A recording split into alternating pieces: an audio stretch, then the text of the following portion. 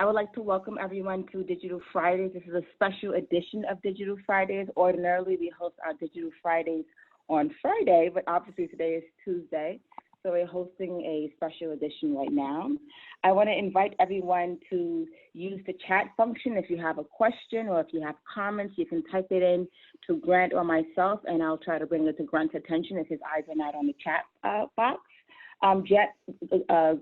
Grant has been so kind as to put a bit.ly link on the slides. I've also just sent out that email to all of the HASTAC scholars. So before we get started, I just want to read Grant's bio, and then I'm going to turn it over to Grant, and we're going to get started. So Grant Glass is a Ph.D. candidate in English and Comparative Literature at the University of North Carolina at Chapel Hill, studying British literature and culture in 18th and 19th century. His research traces contemporary notions of authorship and textuality back to the 18th century, arguing that emerging publication of remediation practices of fiction in fact modernized communities.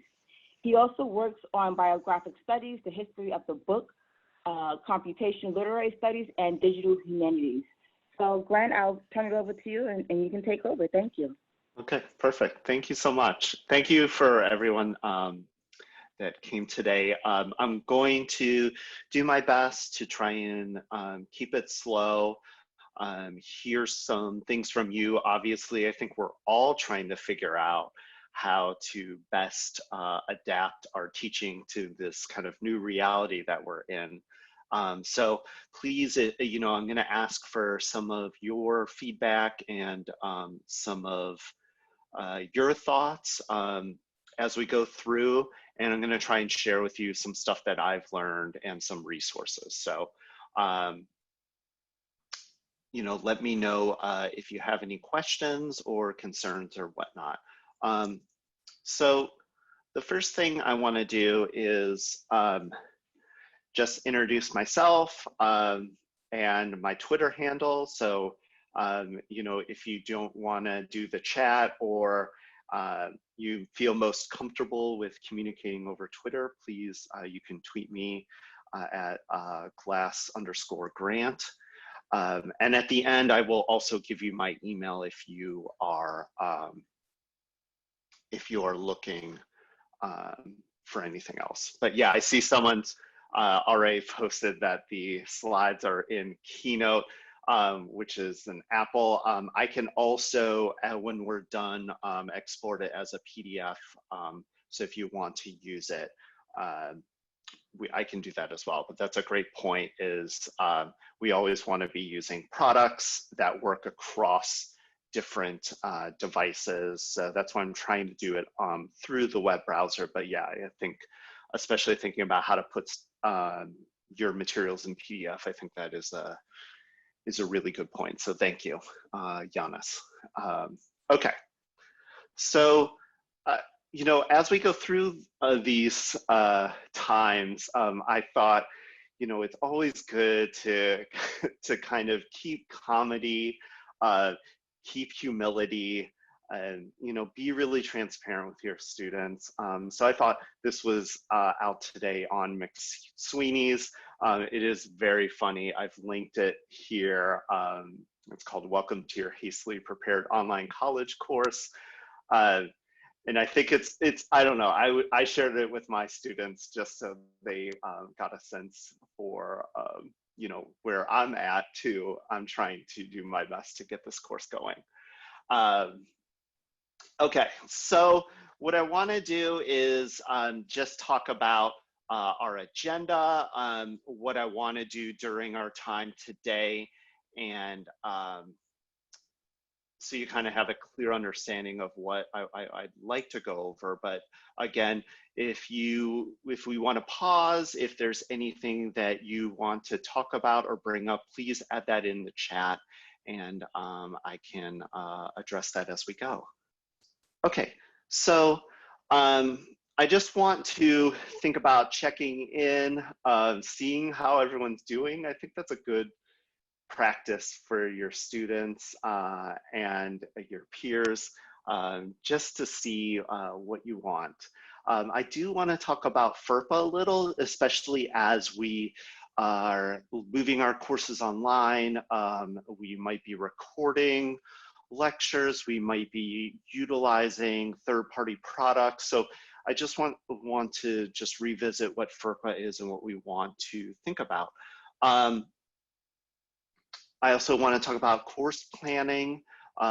So I don't know, some universities like mine are giving us this week to kind of revamp and rethink about our courses. So sometimes taking that time for planning is really key to making sure that your course is successful.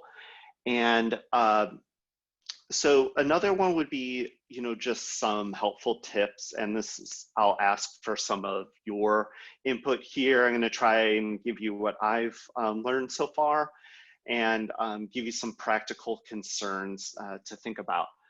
The other thing I want to talk about is accessibility. And then I want to give us a chance to share any resources at the end, and we can add to the HASTAC document that's already been started there. So that's kind of what I'd like to accomplish this afternoon. But again, like if there's something that I don't get to or you want to talk about, please put that in the chat and we can pause and talk about that for a little longer. All right, so I think the first thing to do is to always make sure that your technology is working. I have some problems with internet access sometimes, and so I've tried to move my computer and office around to get closer to our Wi-Fi router. But I think just testing with each other or testing with another professor really is helpful, just to make sure all of your technology is up to speed. Like, is your microphone working? Is your camera working? Do you have a nice quiet space that you can record videos or do online lectures with? Okay. So what I'm interested in, and if you want to, you can put this in the chat of what has worked for you, what hasn't. I've tried this website called Peer Review once before, and the timing of when the students can submit drafts and then when they can review it, you need to make the window very small. And I didn't know that, and I had a situation where students couldn't review each other's work, and it was kind of a disaster. And I've also I've tried to use a web annotation tool called Hypothesis in the past, and it doesn't seem to now work on all browsers. It used to work on Chrome really well, but lately it hasn't been working. So yeah, thank you. Yes, I did volunteer to do this immediately. For a number of reasons. I also want to hear from y'all about what you're doing, because I'm kind of nervous about going into this new reality that we have. So please, yes, Hypothesis, yeah, hypothe.is. Yes, I've used that before. I've had trouble with students seeing all the comments. And that's something, you just don't know, because everyone has different computers, different web browsers, different operating systems. So great. So please, share kind of your experiences with each other when you can. Share what's really worked, what hasn't. I've really found recording videos and having transcripts for those videos have worked in the past when my university would close for a hurricane or a water problem. So that's at least what's worked for me in the past. Okay, so I just want to review just for a little. As we move stuff online, we want to think about protecting our students' privacy and their identity. And so, one way that you want to think about is, if you're recording lectures and putting them on a public facing website like YouTube or something. And even if you're making it private, you really don't want to identify students. You know, we want to avoid, you know, calling out students' names, especially their full name or even their, you know, first name, and really, you know, making sure that what is being recorded isn't their image or, you know, their name. And so we just really want to be super conscious of using our students' identity for online posts, you know, encouraging them to use you know, whatever username that they want to create that might be different than their own name. But just to kind of think about, you know, our students, our rights and their privacy as we kind of start to try and leverage, you know, sometimes tools that, you know, our universities don't have under a firewall, or tools that our students might like to use. So just keep that stuff in mind as you you know, decide to adopt particular technologies for your class. Okay, so it's always important to have a good plan, and I think, you know, what's really tough to do is, you know, I think we're, me included, I'm very nervous and anxious about how this course is going to run next week. And I think, you know, the tendency is just to jump in and start to say, oh, I'm going to use Slack. I'm going to invite everyone to a class Slack. And I think it's good just to pause and think about what you want to do, what you want to accomplish, and, you know, how you're going to accomplish those things. So I'm borrowing a lot of this from what's already been shared on the HASTAC website. But again, I think with some of you chatted in the beginning to say, there's so many resources that it's hard to kind of comb through everything. So I'm hoping that's at least some work that I've done for you today, and to help you kind of navigate the stuff. So the first is, you know, there's been a survey that's been kind of going around. When we get to the HASTAC Google Doc, I'll point that out to you.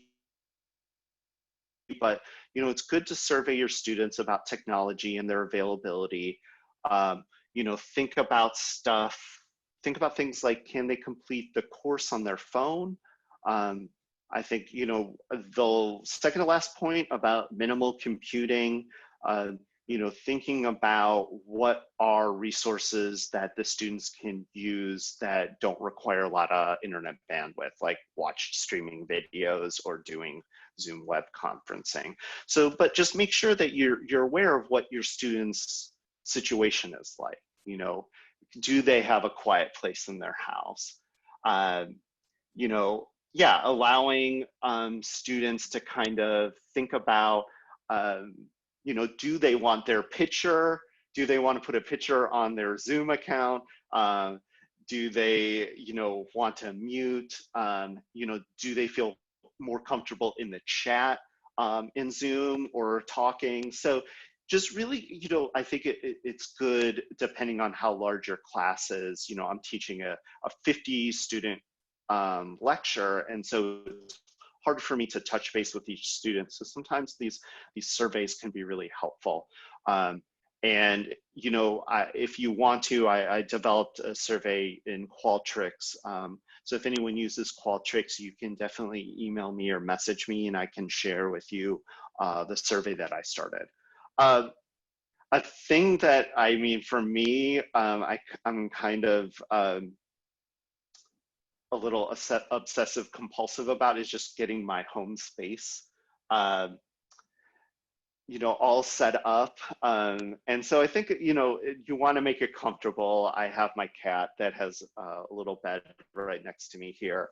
You know, I have a candle going, I have my water and my coffee and everything. So just make sure that you know, set up your space, because we're probably gonna spend quite a bit of time you know, in this kind of space. So, Yeah, I will share the Qualtrics survey. If you just email me your email, I can share that with you.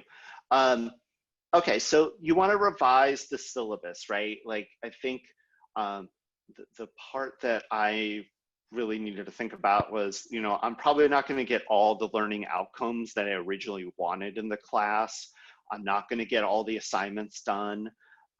So just, you know, looking at it realistically, and that's going to happen after you survey your students. Like, what does their daily life look like? You know, do they have a lot of other considerations to be made? So think about those things. So adjusting your learning outcomes, adjusting your assignments, also thinking about what participation looks like. You know, for some classes that might work in developing a rubric for what online participation looks like. Like if you're not comfortable with, you know, chatting or talking online, can there be a different way in which the student can interact with the course material that you can, you know, count as participation? Yeah, I think, yeah, in the chat, like, you know, students working remotely, taking care of someone, a sick family member, what time zone. Yeah, and so this is why I think a lot of you are talking about asynchronous teaching, right? Teaching where students can do it on their own time. And that goes with the schedule. So we'll talk a little bit later about the schedule, just like, you know, maybe having just the assignments due at one time during the week so the students can figure out whatever schedule they need to do, they can, and then, you know, maybe Friday at noon, you can turn it in, right? Or Monday by noon, you want to, you know, watch the lectures or do the reading, right? So even if you do asynchronous teaching, you still want to give the students some sort of structure so they can feel like they're getting those milestones in completing the course, right? So you want to come up with a technology plan. You know, what will you use? Do you want to use a combination of Zoom and Slack? Do you want to utilize existing university resources? Like at my university, we have Sakai as a kind of course tool. So, you know, is the course tool something you want to do, or are you kind of at a situation where you have students that might have trouble VPNing into the university, that they might have trouble getting to the university firewall? So think about, you know, can you leverage existing university resources? Do you have the ability to do that or not? Yeah, I can type the course tool. It's called Sakai. Most universities, I think everyone has kind of a different one. Some universities use Blackboard, but we use Sakai, which is, I've had like okay experiences with. We also use WordPress. And we have like a university firewalled WordPress that students can go to. And so I like to use WordPress. So to think about, you know, especially after you survey your students about what does their home life look like? What is their technology? You know, is it a small class? Do you think it's worth it to meet for via Skype? So some faculty members I'm working with, like they only have 5 or 6 students. So they're going to try and develop a time where everyone can, you know, come together on Zoom. And that's another thing is like now you could look at, you know, is there a different time that you could meet that works better for everyone, right? So think about those things. So again, minimal computing.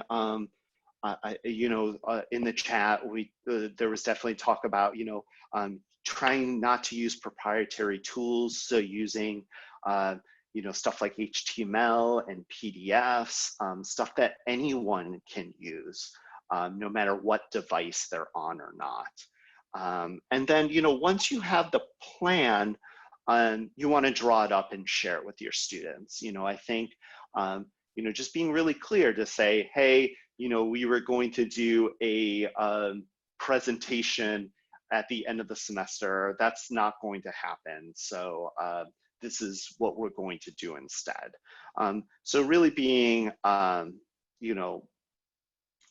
open communication with your students about what your plan is, how you've adjusted the class and the schedule, right? And I think that the important thing is really, to make sure that you're surveying your students and hearing their thoughts, so they feel like their voice is heard. They're a part of the plan to bring this course online, right? Okay. All right, moving on. So I want to just provide some tips, at least that have worked for me in the past, with kind of, adjusting your class and going online. So you want to be transparent with your students. It's okay to kind of say, I'm trying to figure out how to bring this course online, or I'm interested in using a new technology. What is your thoughts? What is your experience with it? And I think another great thing is, to integrate information about COVID-19 and resources into your course. So the HASTAC Google Doc has a lot of information from the CDC and some articles about COVID-19. And I think, it's nice to kind of pause and get a check with everyone, especially since there's so much misinformation out there, to try and really, talk about your students, because of course, the reality is your students' home life and their academic life are going to be closer than ever. And so I think, at least for our course, the first kind of activity and lecture is going to be talking about what's going on. The second is, just be really generous with your deadlines or excuses and internet computer issues. I have some students that they can't go on campus. They have their notes in their dorm room. They have their books. So working with the students, I've done some things of, connecting them with another student that has notes, or if I've taken notes, like I will share it with the students, or, if they're missing a book and they want, whatever, page 19, I'm just taking a picture of that and sending it. So really be generous with, hearing your students out, any troubles that they're having, and trying to be really flexible. I think there's a question in the chat about, are there tools to track attention during lecture? I think there are some tools in Zoom to do that. I think it's about how active they are on the webcam. So there's some things that are built into some technologies like Zoom. I think to monitor and manage group activities, sometimes it's good to keep those, some of the notifications on to see how students are interacting with one another.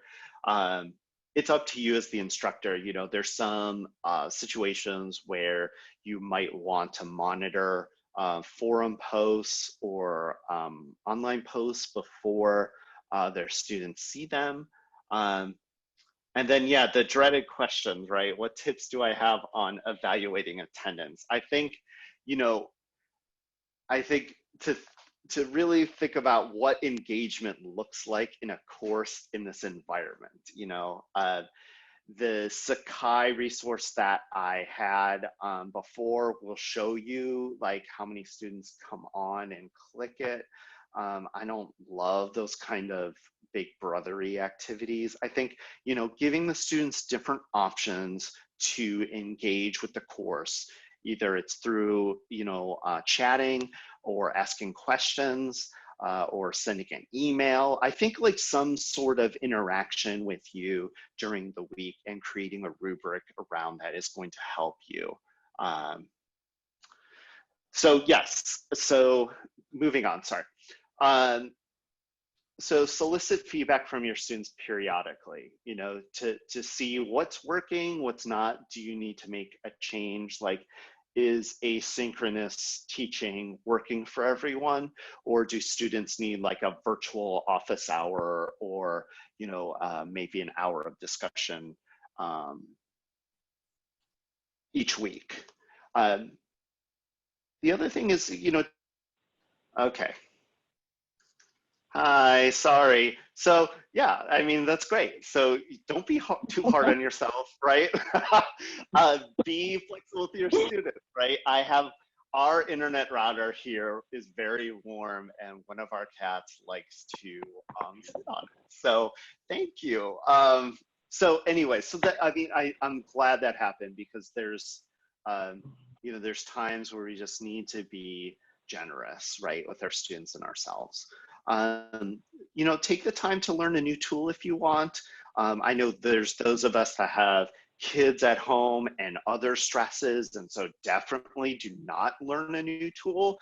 But, you know, try to, you know, it might be an opportunity to learn something new and try Slack, or try, I wish I didn't do that on purpose. That's wonderful. See, comedy is going to be the key to this. Okay, thank you so much for your comments in the chat. Love it. Okay, so moving on, I think, you know, just thinking about some practical concerns. So I think the first thing to do is to recognize the crisis.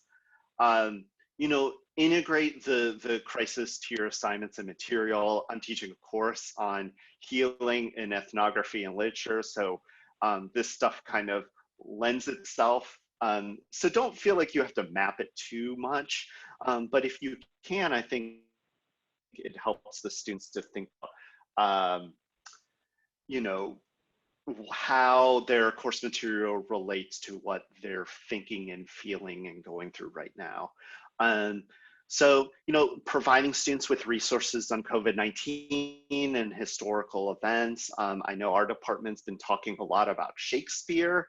Since I say 18th century literature, I've been turning a lot to Daniel Defoe's Journal of a Plague Year, that's where this picture is from.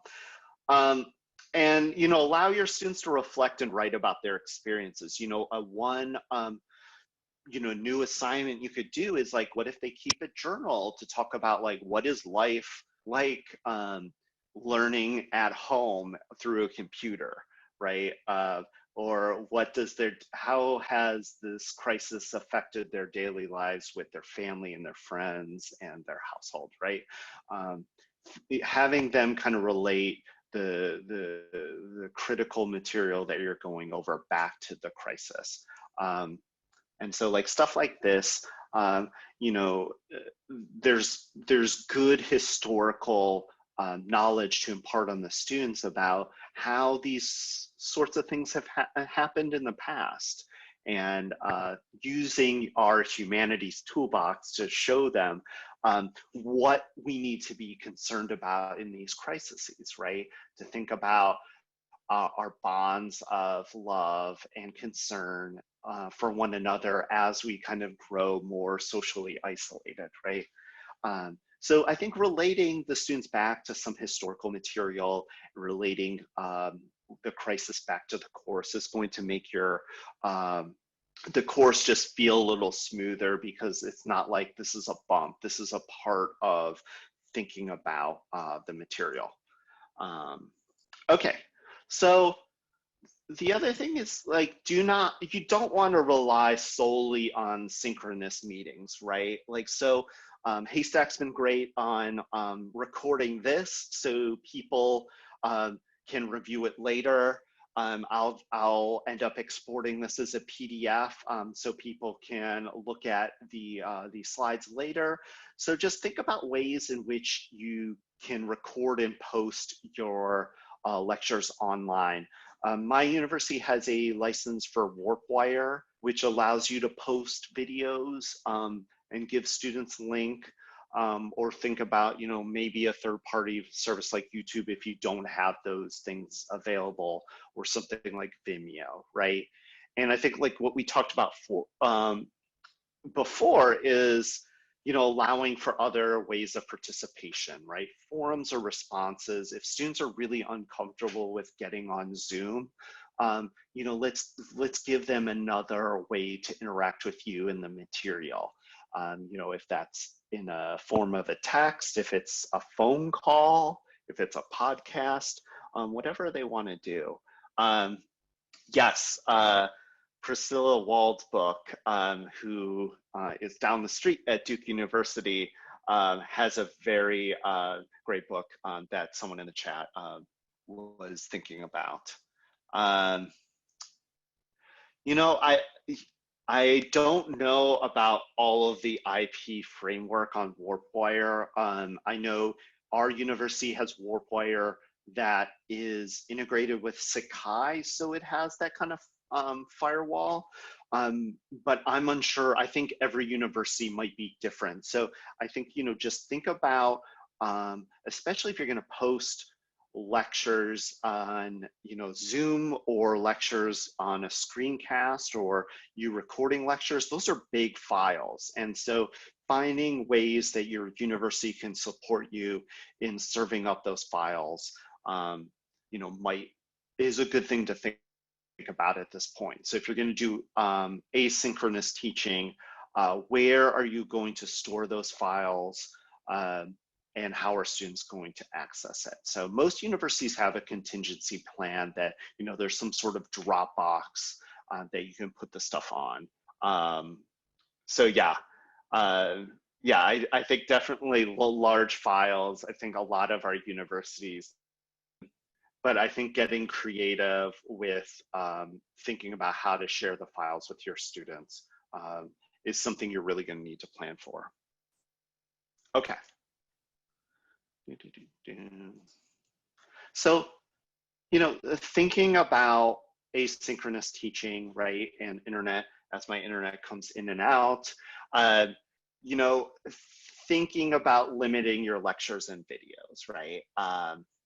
Give them direction on what they need to accomplish to finish the course, right? We're not going to make some amazing new online course in a matter of a couple weeks, right? That takes time.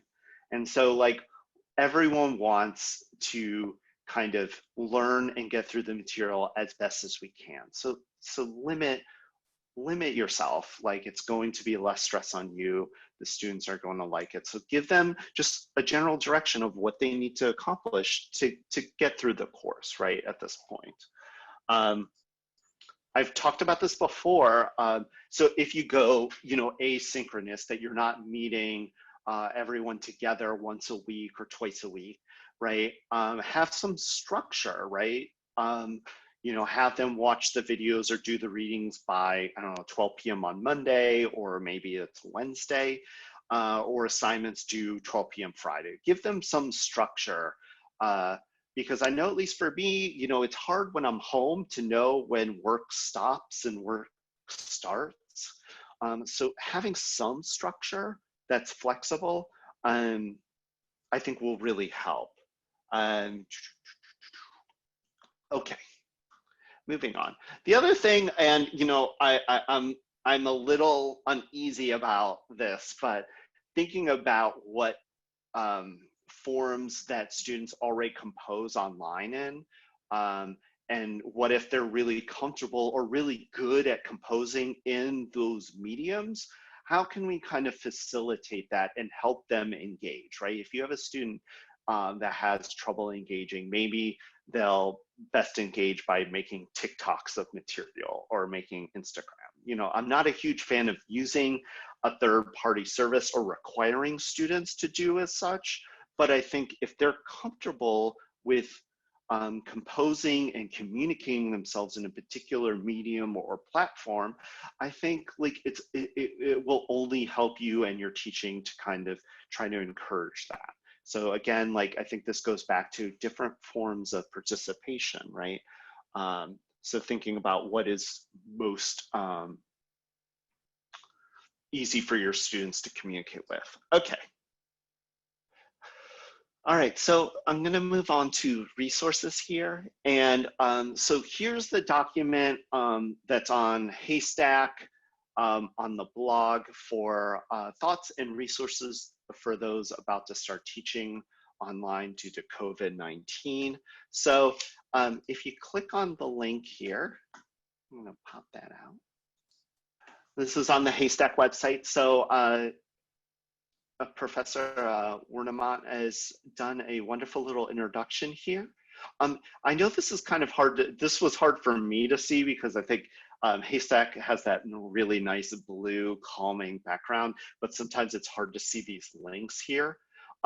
So there's the form here, which this is, I think, what probably a few of you've seen. And it gets a little overwhelming because there's a lot to kind of comb through here.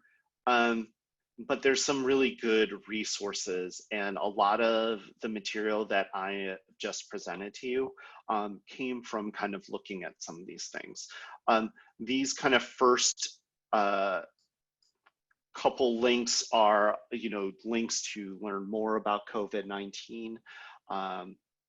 And then, in the spirit of sharing, there is a Google form that you can ask for access to basically edit this document.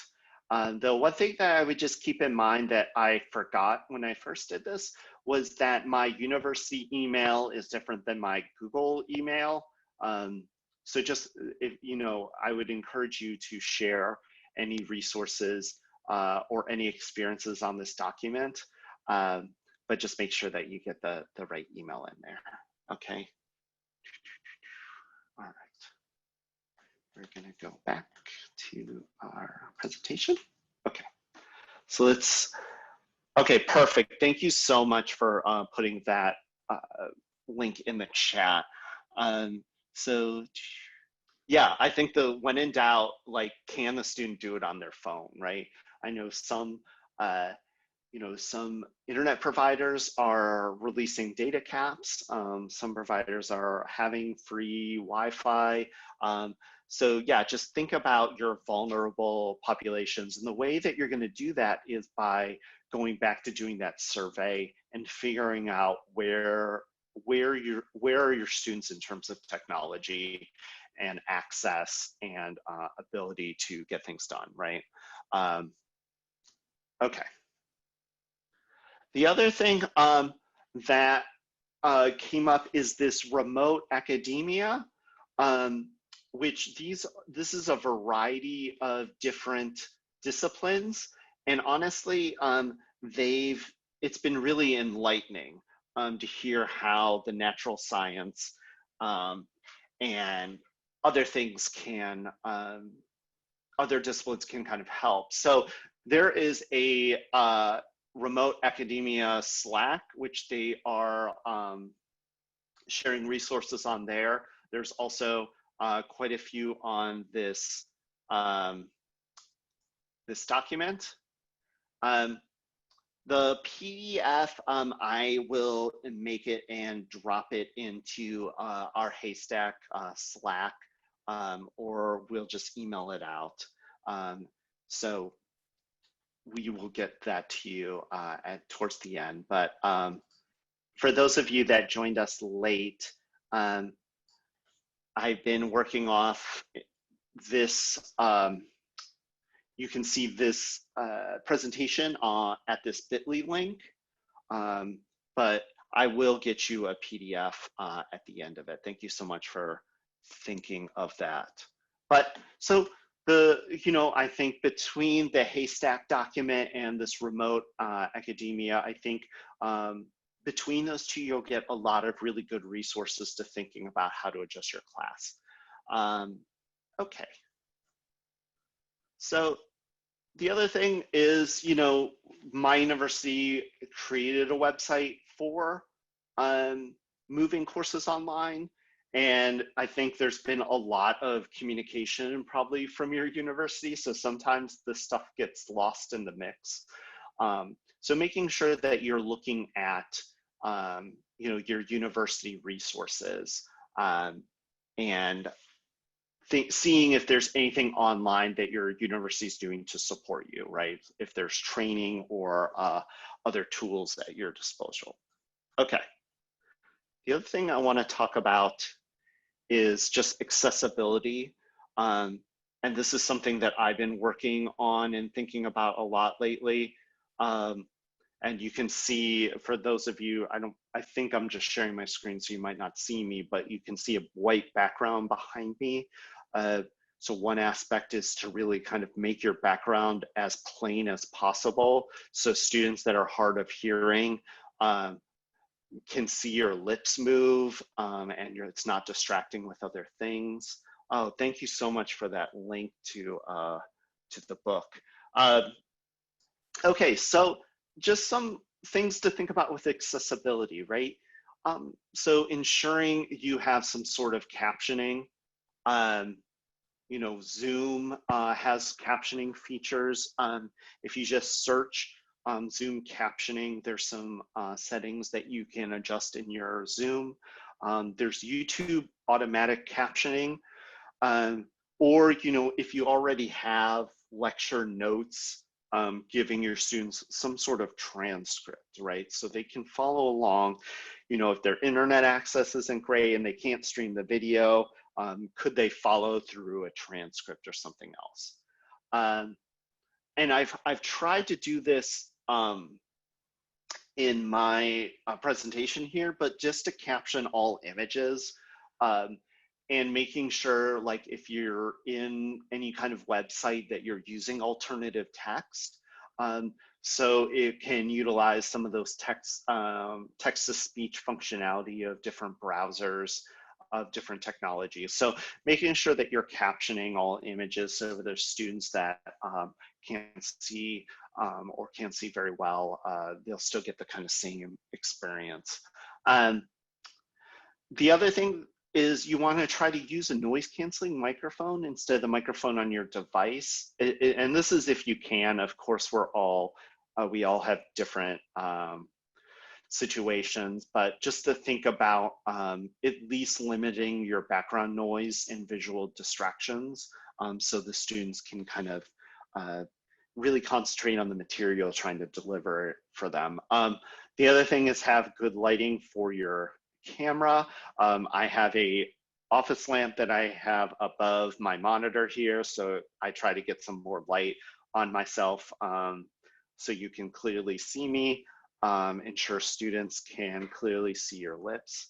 And then think about color blindness, right? Especially with text and background colors. I think, again, we get really excited about using like new technologies and things, and we want to make it flashy, but just think about all of our students, like, making it clear for everyone to see, right? And that kind of gets to, where I'm at is just to share knowledge, right? Like, I'm still figuring out all of the kind of concerns I need to think about in terms of accessibility, how, different situations of students look like, and how I can adjust the course to them so they can still get something really well, good out of the class and feel like they've learned something and they feel like their voice has been heard. So, making sure that we're continuing to share that knowledge.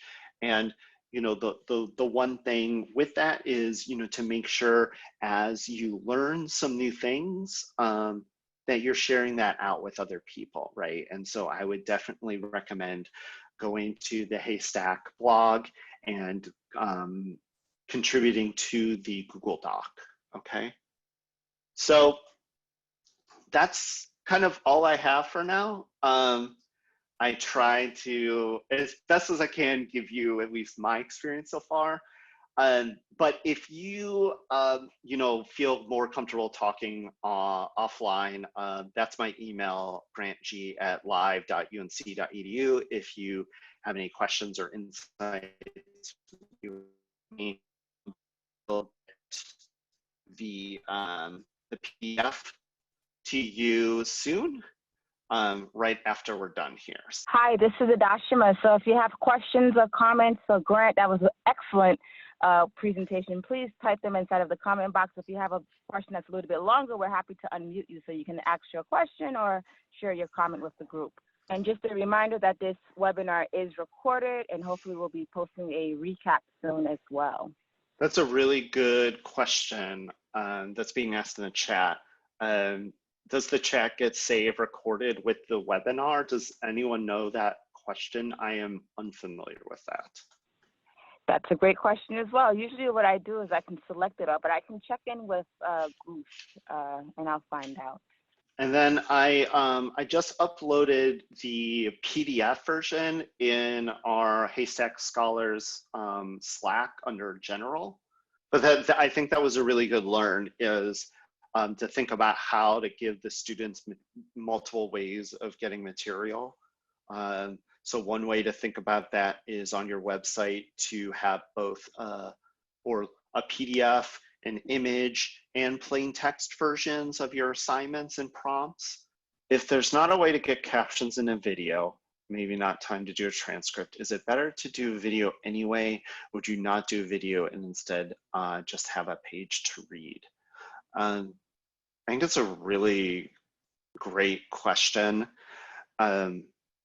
I personally would probably err on the side of giving the most different ways of having students learn the material.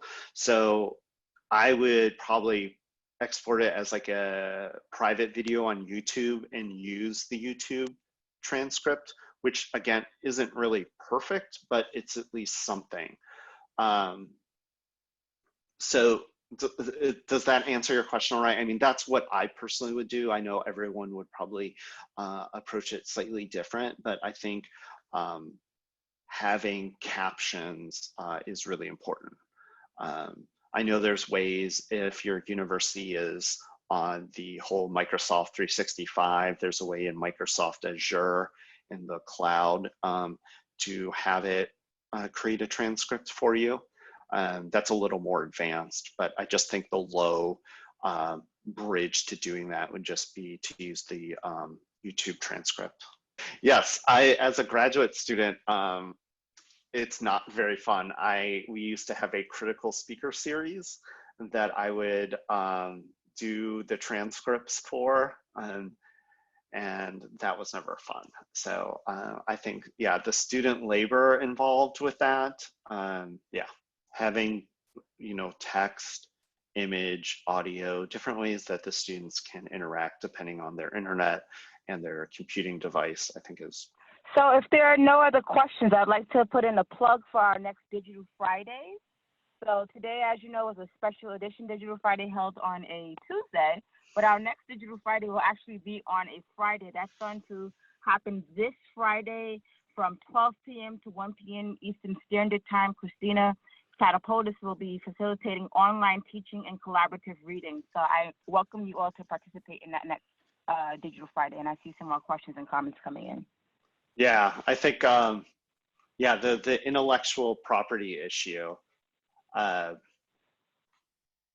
Yeah, I definitely agree. Like, I think the, yeah, I mean, I think yeah, one of the things is, do you give everything to the students? Yeah, what about sending out slides and then lecture as a separate recording? I think that's good. I think, depending on what kind of slides that you have, like I typically try to do more image and visual based slides. But you'll see in this, in this presentation, I tried to give a little more text to it. But I think that's really good to think about, is like, what is your intellectual property, and maybe, even giving your students kind of a heads up of, this is for the use in the class, only. I think just being really, again, like really transparent and letting them know, this is research that I'm doing right now that I'm sharing with you, and that's shared in this environment of the class. Perfect. Amanda brought a copyright advice and keep teaching. That's great. Really good link. And yeah, I think there was also a question about, sometimes students having student workers that might not have a job. And I know when I was a work study, I needed those hours. And so maybe, we talked about transcribing is not fun work, but, is transcribing a way for those students to get hours where there's not work? Yeah, that, that could be another way to think about it. Yeah, you could do something of reclaim hosting. Is an easy way that's more academically focused, that you could get your own computing resources. So you put it on there. But again, you want to think about those FERPA considerations. I think it's a hard balance between what is your intellectual property and how to conserve that from the university, and also give your students that kind of privacy. Yeah, so I think someone mentioned Creative Commons license. I think continue to have that. I think you can do it as reuse and attribution. I think that's always good to do, to make sure that we're still using good citational practices. Also, I mentioned WordPress instead of LMS. Yeah, like Blackboard and Canvas. Yeah, so yeah, depending on your university, I know our university has WordPress capability. Yeah, really good post in the chat for using WordPress. And again, there's WordPress.org that will host your site, or something like I typed in the chat, Reclaim Hosting allows you to pretty easily install WordPress and get that going. And there's a lot of good plugins for WordPress on assignments and other things. And if anyone wants to talk about those sorts of things, you can get me a Twitter at glass_grant, or you can email me at grantg.live.unc.edu. Okay, that's a great point. Like in terms of transparency, to think about their intellectual property, our intellectual property, and where does that sit? Yeah, that's great. That's really great. Yeah, just to continue to communicate to the students like why you're doing certain things and the reasons behind it. Yeah, for sure. I think most people will do everything together, and sending it in these different areas and on different platforms, letting them know the reasons why. I do the same thing, when I say, oh, there's images and PDFs and plain text, because depending on your accessibility, what you have turned on your computer, it's going to read those different file formats in different ways. And so, again, providing your students as many ways as possible to read the material is going to help. So it is now after 4 o'clock. I want to thank Grant for this excellent presentation, and just to adhere to our time guidelines, if you want to continue chatting with Grant, you can take this on Twitter, or you can also take it on our HASTAC website. But as of right now, we're going to end the webinar. The webinar has been recorded. The chat function has also been recorded, and hopefully Grant will be so kind as to share a recap blog post with us in the future. But as of right now, we're going to end this Digital Friday, and I welcome you to attend our next Digital Friday on Friday from 12 p.m. to 1 p.m. I've already shared the link inside of the chat function. So I hope everyone stays safe out there and have a great rest of your day. Bye. Thank you, everyone.